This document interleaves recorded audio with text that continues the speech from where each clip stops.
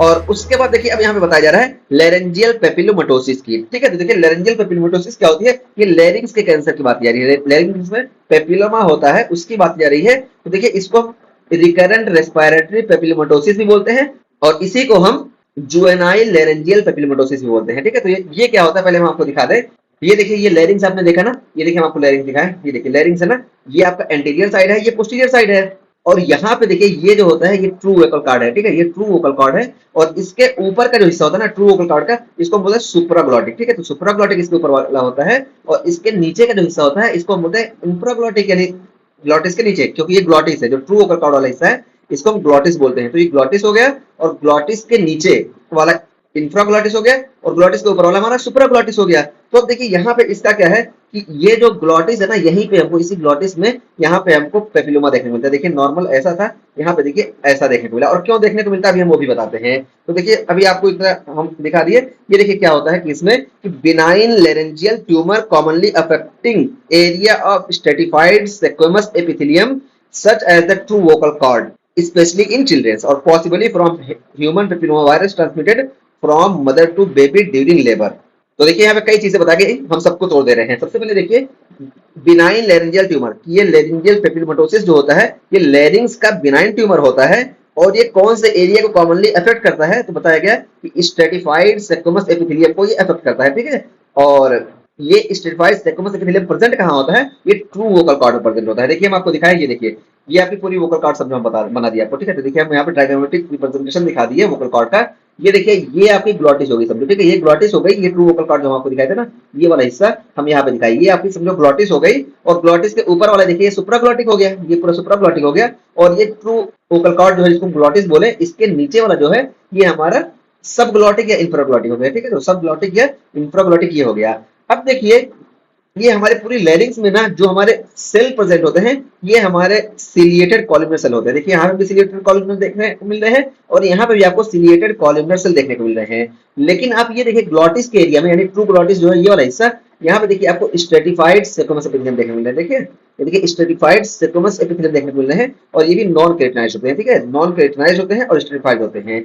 तो यहीं पे ना हमको लेरेंजियल पेपिलोमेटोसिस देखने को मिलता है। तो वही बताया गया कि ये लेरेंजियल पेपिलोमेटोसिस कहाँ देखने को मिलेगा, तो स्ट्रेटिफाइड स्क्वेमस एपिथेलियम जहाँ होंगे ना वहां पे हमको लेरेंजियल पेपिलोमेटोसिस देखने को मिलेगा। तो देखिए यहाँ पे स्ट्रेटिफाइड स्क्वेमस एपिथेलियम है नहीं, यहाँ पे भी नहीं है, तो पूरे लेरिंग्स में हमको खाली यहाँ पे ट्रू वोकल कॉर्ड के रीजन में स्ट्रेटिफाइड स्क्वेमस एपिथेलियम देखने को मिलता है, वो भी नॉन केराटिनाइज्ड होता है। ठीक है, तो यहीं पे हमको लेरेंजियल पेपिलोमेटोसिस देखने को मिलेगा। यही चीज यहाँ पे बताई गई है कि benign laryngeal tumour commonly affecting area of stratified squamous epithelium such as true vocal cord. ठीक है, ट्रू वोकल कॉर्ड ये चीज हो गई। और देखिए स्पेशली इन चिल्ड्रन, और ये जो होता है लेरेंजियल पेपिलोमेटोसिस ये स्पेशली इन चिल्ड्रन में होता है, इसी वजह से इसको हम जुवेनाइल लेरेंजियल पेपिलोमेटोसिस भी बोलते हैं। देखिए ठीक है बता दिए।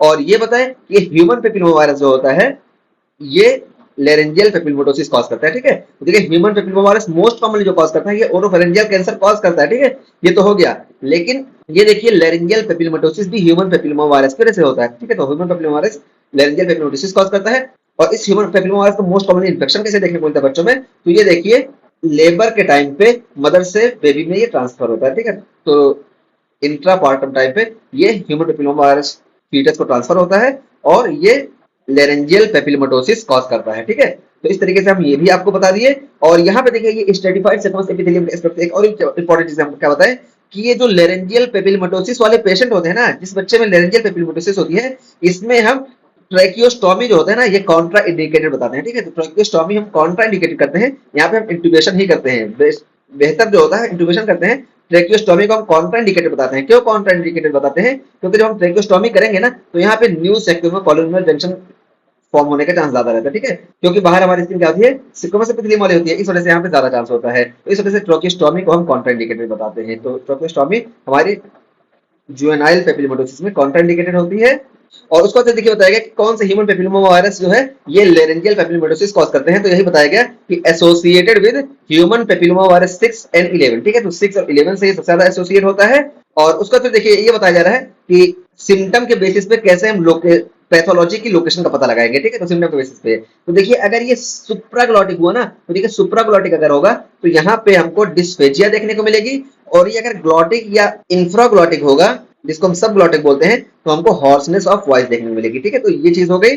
और इसमें जब हॉर्सनेस ऑफ वॉइस देखने को मिलेगी ना, उसके बाद जैसे जैसे पेपिलोमा की साइज इंक्रीज होती जाएगी, वैसे वैसे हमको यहाँ पे स्ट्रिडोर वगैरह भी देखने को मिलेगा। ठीक है, तो यहाँ पे हमको स्ट्रिडोर वगैरह भी देखने को मिल सकता है। और हम इस नेजोफेरेंजियल पेपिलोमेटोसिस का ट्रीटमेंट क्या करते हैं, तो देखिए ट्रीटमेंट हम बताएं, माइक्रो डिब्राइडर करते हैं और यही हमारी ट्रीटमेंट ऑफ चॉइस होती है। और इसके अलावा हम CO2 लेजर भी करते हैं, लेकिन हमारी ट्रीटमेंट ऑफ चॉइस होती है ये माइक्रो डिब्राइडर ही होती है। और यहाँ पे हम सीडोफोविर का भी इस्तेमाल करते हैं और इंट्रालीजनल सीडोफोविर देते हैं। ये ड्रग ऑफ चॉइस हमारी होती है और ये सीडोफोविर ये रिकरेंस को कम करती है, लेकिन ट्रीटमेंट ऑफ चॉइस हमारी माइक्रो डिब्राइडर ही होती है।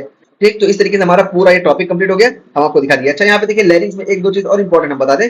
ये देखिए हम बताया ना कि यहाँ पे ये हमारे सिलिएटेड कॉलमनर होते हैं, ये भी सिलिएटेड कॉलमनर होते हैं। और ये ट्रू वोकल कॉर्ड जो होती है ये हमारी non keratinised stratified segment epithelium होते हैं। ये तो फर्क हो गया। और यहाँ पे देखिए ये जो ट्रू वोकल कॉर्ड होती है ना, ये true vocal cord narrowest point in adult. ठीक है, तो एडल्ट में नैरोवेस्ट पॉइंट जो होती है ये ट्रू वोकल कॉर्ड होती है, जबकि चिल्ड्रन के केस में हम बात करें ना, तो जो सब ग्लॉटिक स्पेस होता है यही नैरोवेस्ट पॉइंट होता है। तो ये दो इंपॉर्टेंट चीज थी, इसको भी हम बता दिए। ठीक, तो इस तरीके से हमारा पूरा ये टॉपिक कंप्लीट हो गया हेड एंड नेक कैंसर का, और यहाँ पे हम सब चीज बता दिए। अच्छा, यहाँ पे देखिए हम बताएं कि हेड एंड नेक कैंसर में एक इंपॉर्टेंट चीज और क्या है कि इसमें हम सेंटिनल लिम्फ नोड की बायोप्सी करते हैं। ठीक है, तो यहाँ पे हम स्टेजिंग के लिए सेंटिनल लिम्फ नोड की बायोप्सी करते हैं। और वो कैंसर जिसमें सेंटिनल लिम्फ नोड की बायोप्सी की जाती है, देखिए ये सारे हैं। ठीक है, तो यहाँ पे देखिए मैलिग्नेंट मिलेनोमा है, ब्रेस्ट कैंसर है, वल्वल कैंसर है, पेनाइल कैंसर और हेड एंड नेक कैंसर। तो देखिए इन पांचों जगहों पे सेंटिनल लिम्फ नोड की बायोप्सी की जाती है। तो यहाँ पे हम एक साथ लिखिए। ठीक है, तो सेंटिनल लिम्फ नोड की बायोप्सी इन पांचों जगहों पे की जाती है, उसी में से हमारा एक हेड एंड नेक कैंसर भी है।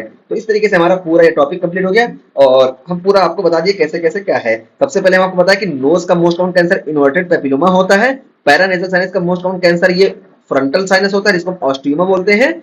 और नेजोफेरिंक्स का मोस्ट कॉमन बिनाइन ट्यूमर जो होता है ये एंजियोफाइब्रोमा होता है। और मेलिग्नेंट की बात की कि नोज में मोस्ट कॉमन मेलिग्नेंट ट्यूमर हमारा बेसल सेल कार्सिनोमा और सेक्वेंस सेल कार्सिनोमा होता है, लोकेशन के हिसाब से ऊपर नीचे है। और पैरानेजल साइनस में मोस्ट कॉमन मेलिग्नेंट ट्यूमर ये हमारा मैक्सिलरी साइनस है। और नेसोफेरिंक्स में मोस्ट कॉमन मेलिग्नेंट ट्यूमर हमारा जो होता है ये नेसोफेरेंजियल कार्सिनोमा होता है। और नेसोफेरेंजियल कार्सिनोमा हम यहाँ पे बहुत अच्छे से आपको बता के आए। ठीक है, और देखिए नेसोफेरेंजियल कार्सिनोमा में एक बहुत ही इंपॉर्टेंट चीज ये देखिए, ये हम आपको पता है कि आपको नेसोफेरेंजियल कार्सिनोमा में बहुत ही इंपॉर्टेंट और बहुत ही अच्छा क्लू पॉइंट ये मिलता है कि आपको क्वेश्चन लिखा रहेगा patient has painless cervical lymphadenopathy. ठीक है, तो पेनलेस सर्वाइकल लिम्फेडेनोपैथी ये 65 to 70% पेशेंट में देखने को मिलती है। इस वजह से आपको ये बहुत बड़ा क्लू पॉइंट होता है। ठीक है, नेसोफेरेंजियल कार्सिनोमा का। और उसके अलावा हम बताएं कि ये ह्यूमन पेपिलोमा वायरस जो होता है ये ओरोफेरेंजियल कार्सिनोमा कॉज करता है। और ईबीवी जो होता है ये most commonly nasopharyngeal carcinoma cause करता है। इसको भी हम याद करने का तरीका होता है कि ई पहले आता है, इस वजह से ई जो होता है ये नेसोफेरेंजियल कार्सिनोमा कॉज करेगा। और एच जो होता है ई के बाद में आता है, तो ये इसके एन के बाद में जो आता है ओरोफेरेंजियल यानी ओ वाला कॉज करेगा, ओरोफेरेंजियल कार्सिनोमा ह्यूमन वाला कॉज करेगा। ठीक है, ये चीज हम बता दिए। और यहाँ पे बताएं लेरेंजियल पेपिलोमेटोसिस क्या होती है कि लेरेंजियल पेपिलोमेटोसिस ह्यूमन पेपिलोमा वायरस 6 और 11 की वजह से होती है। और यहाँ पे जो स्ट्रेटिफाइड सेक्वेंस एपिथेलियम जहाँ होते हैं यहाँ पे ये हमको देखने को मिलता है। ठीक है, और ये बता दिए। और ये लास्ट में दो चीज इंपॉर्टेंट और बताएं कि नैरोस्ट पॉइंट ऑफ द लेरिंग्स हमको अगर एडल्ट में बात करें तो ये ग्लॉटिस होता है, जबकि बच्चों में नैरोस्ट पॉइंट ऑफ द लेरिंग्स ये सब ग्लॉटिस होता है। और ऐसा क्यों होता है क्योंकि ग्लॉटिस ऊपर होती है। ठीक है, तो इस तरीके से हमारा पूरा ये हेड एंड नेक कैंसर हम आपको पूरा क्लियर करके आपको बता दिए।